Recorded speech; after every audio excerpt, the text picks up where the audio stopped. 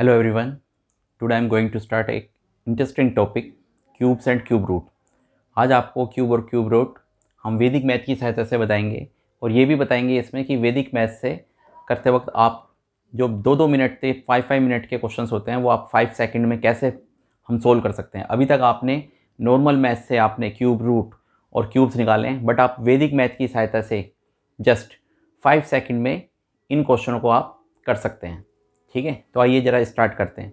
जैसे अभी आपको पता है कि नॉर्मल मैथ से हमने अभी क्यूब्स फाइंड करे थे। ठीक है, यदि आपको सपोज करो 11 का क्यूब्स बताना है, ठीक है, तो बेसिकली नॉर्मल मैथ में हम क्या करते हैं कि 11 मल्टीप्लाई 11 हम इस तरीके से करते हैं कि 11 की पहले मल्टीप्लाई हम 11 में करेंगे, वो आ जाएगा 121, ठीक है ना, और फिर 11 में करेंगे, फिर 121 की भी मल्टीप्लाई फिर हम 11 में करेंगे। तो बच्चे पहले तो 11 की 11 में ही करते वक्त बहुत टाइम लगाते हैं। ठीक है, 1 1 जा 1 1 1 जा 1, फिर 1 1 जा 1 1 1 जा 1 1 2 1 1 2 1 आ गया, फिर 1 2 1 की मल्टीप्लाई फिर 11 में करते हैं आप, तो 1 2 1 मल्टीप्लाई 1 2 1, फिर इसको हम सोल्व करते हैं तो 1 3 3 1, तो इसका आंसर 1 3 3 1 आता है। ठीक है, बट वैदिक मैथ की सहायता से इसको हम 1 स्टेप में इसका आंसर हम कर देंगे। ठीक है ना, 1 स्टेप में इसका आंसर हम कर देंगे। कैसे? आपको सिर्फ बताना है कि 1 का क्यूब क्या होता है 1, तो 3 डिजिट में लिखेंगे 0 0 1, फिर दोबारा इस 1 का क्यूब क्या हो जाएगा 0 0 1। ठीक है, फिर इन तीनों की मल्टीप्लाई करेंगे, 1 1 जा 1 1 3 जा 1 1 जा 1 1 3 जा 3, जो अंजिया आया 3 की मल्टीप्लाई 11 में करेंगे हम, 11 3 जा कितना होता है 33, तो क्रॉस लगा के हमको यहाँ पे क्या लिखना है 33, फिर इनको करना है प्लस, 1 का 1 as it is, 3 as it is, 3 as it is 1, तो इसका आंसर डायरेक्ट 1331 हमारा आंसर आ जाएगा। तो वैदिक मैथ की सहायता से हम जस्ट 5 सेकंड से पहले हम इनका आंसर बता सकते हैं।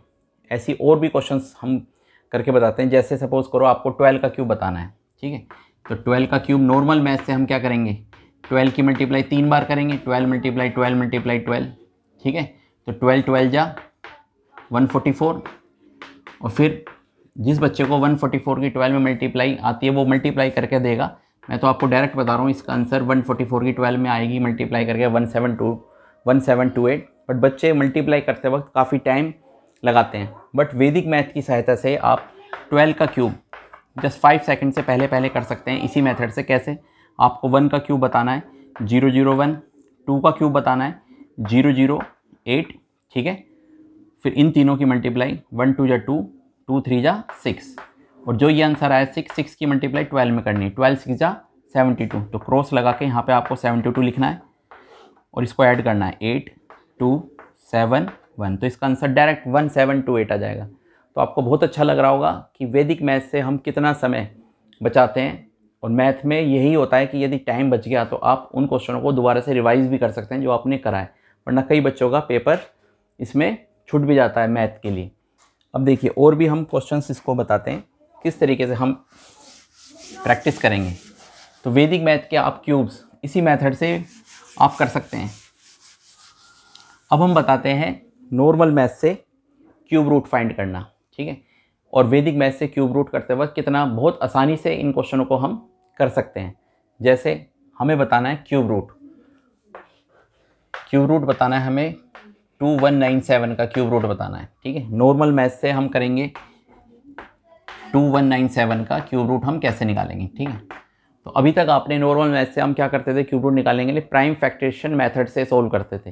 तो प्राइम फैक्टरेशन मेथड से हम क्या करते थे 2197 का हम, ठीक है ना, क्यूब रूट निकालते थे। तो चेक करते थे हम ये 2 से कटेगा नहीं कटेगा, ठीक है, तो 2 से तो कट नहीं रहा है, लास्ट में ओड नंबर है, 3 से भी नहीं कट रहा, 3 का डिविजिबिलिटी टेस्ट हम लगा रहे हैं, 9 और 1 10, 17 और 2 19, 19 3 से नहीं कटता, तो 3 से भी नहीं कटेगा, ये 5 से भी नहीं कट रहा, ये 7 से भी नहीं कट रहा, तो आगे जाके हमें पता चलेगा ये 13 से कटेगा, 13 से। ठीक है, तो बच्चा तो पहले सोचेगा कि 7 से कट रहा नहीं कट रहा, फिर 11 से कट रहा नहीं कट रहा, 11 से भी वो चेक करके देखेगा, तो काफ़ी टाइम बच्चों का वेस्ट होता रहता है कि 11 से कटेगा, फिर 13 से वो देखेगा। 13 से बच्चों की मेंटलिटी क्या होती है कि 13 से डिवाइड करके देखते हैं वो 2197 को। ठीक है, एक बच्चा कैसे सोचता है वो मैं आपको यहाँ पे बिल्कुल क्लियर कर रहा हूँ कि बच्चा इस तरह से ही सोचता है कि 13 से वो डिवाइड करके ही देखता है। टीचर्स तो बता देते हैं कि 13 से कटेगा, बट बच्चे क्या सोचते हैं 13 से काट के देखेंगे, तो 13 बन जा 13, ठीक है, कैरी 11 में से 3 गया 8, 9, ठीक है। 13 से 13 6 जा 78, 1 बच गया यहाँ पे, 8 में 7 गया 1, 7 बचा, और 13 9 जा 117, ठीक है। तो 13 से कटने में 169 आ गया है। फिर 13 से दोबारा से कट रहा है, 13 1 जा 13, कैरी 3, 13 3 जा 39, फिर 13 1 जा 13। तो फिर वो यहाँ पे करता है कि 13 मल्टीप्लाई 13, ठीक है, और पेयर बन जाते हैं 13, तो इसका आंसर 13 आता है। तो 2197 का क्यूब रूट 13 आया, बट टाइम कितना लग गया होगा, काफ़ी टाइम लग जाता है। बट वैदिक मैथ से हम क्यूब रूट करेंगे जस्ट 5 सेकंड से पहले हम इसका क्यूब रूट बता सकते हैं। बट उसके लिए आपको सिर्फ 10 तक के क्यूब्स पता रहने चाहिए कि 1 का क्यूब क्या होता है, 2 का क्यूब क्या होता है, 3 का क्यूब क्या होता है, 4 का क्यूब क्या होता है, 5 का क्या होता है, 6 का, 7 का, 8 का, 9 का और 10 का क्यूब क्या होता है, ठीक है।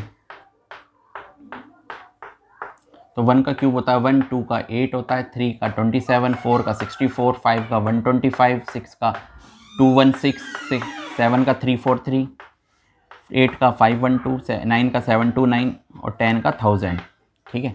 अब आपको वैदिक मैथ से, अब यहाँ से हमारा टाइम स्टार्ट होता है, ठीक है। कैसे 2197 का हम क्यूब रूट जस्ट 5 सेकंड से पहले कर सकते हैं। आपको क्या करना है, सिर्फ 3 डिजिट के बाद एक लाइन खींचनी है, 1 2 3, 3 डिजिट के बाद मैंने एक लाइन खींची है। लास्ट की डिजिट देखनी है 7 लास्ट में यहाँ पे कहाँ आ रहा है, लास्ट की डिजिट देखो 7 आ रहा है यहाँ पर, ये किसका क्यूब है, 3 का, तो आपको यहाँ पे लिखना है 3। और इधर की साइड देखना है, ये नंबर है 2 यहाँ पे किन के बीच में आ रहा है, 1 और 8 के बीच में आ रहा है, और इन दोनों में से नंबर छोटा कौन सा है, 1 छोटा है, तो 1 किसका क्यूब है, 1 का। आपको सिर्फ यहाँ पे 13 लिखना है, ये आपका डायरेक्ट आंसर 13 आ जाएगा। तो नॉर्मल मैथ में और वैदिक मैथ में यही डिफरेंस है कि बहुत जल्दी फास्ट कैलकुलेशन के साथ यदि कोई क्वेश्चन सपोज करो MCQ में आता है और ये पूछेगा आपसे कि ये 2197 किसका क्यूब रूट है, ठीक है, ऑप्शन दे देगा ABCD। आजकल 50% से ज़्यादा पेपर में MCQ क्वेश्चंस पूछे जा रहे हैं, बोर्ड एग्जाम में 38 क्वेश्चन पूछे जा रहे हैं, उसमें 20 क्वेश्चन हमारे MCQ लेवल के होते हैं। तो 50% से ज़्यादा पेपर तो MCQ लेवल में आता है। तो 2197 यदि पूछा है किसका बैठेगा, ये सपोज करो ये ऑप्शन आ गए, तो आप वैदिक मैथ की सहायता से आप बिल्कुल 13 पे आप टिक लगा सकते हैं। जैसे मैं और भी क्वेश्चंस हैं, जैसे क्यूब रूट है 2744 का क्यूब रूट बताना है हमें, 2744 का। तो वैदिक मैथ की सहायता से हम क्या करेंगे, 3 डिजिट के बाद एक लाइन खींचेंगे, लास्ट की डिजिट देखी 4 कहाँ है लास्ट में, ये रहा, ये किसका क्यूब है, 4 का, तो 4 लिख दिया यहाँ पे। 2 देखा, 2 किन किन के बीच में आ रहा है, इन दोनों के बीच में आ रहा है। इन दोनों नंबर में से कौन सा नंबर छोटा है, ये छोटा है, ये किसका क्यूब है, 1, तो हमने यहाँ पे लिख दिया 1 लिख दिया, ठीक है ना। तो इतनी आसानी की सहायता से हम वैदिक मैथ से क्यूब और क्यूब रूट हम बता सकते हैं। तो आई होप ये क्वेश्चंस आपको बिल्कुल समझ में आ गए होंगे। ये परफेक्ट क्यूब होंगे तो ही इसका आंसर आएगा। आप 1 से लेके 100 तक क्यूब रूट बहुत आसानी से अपना आप चेक कर सकते हैं, ठीक है। तो आपको ये क्वेश्चंस अच्छे लगे होंगे, आप क्यूब रूट और क्यूब्स ऐसे निकाल के देखें। Thank you.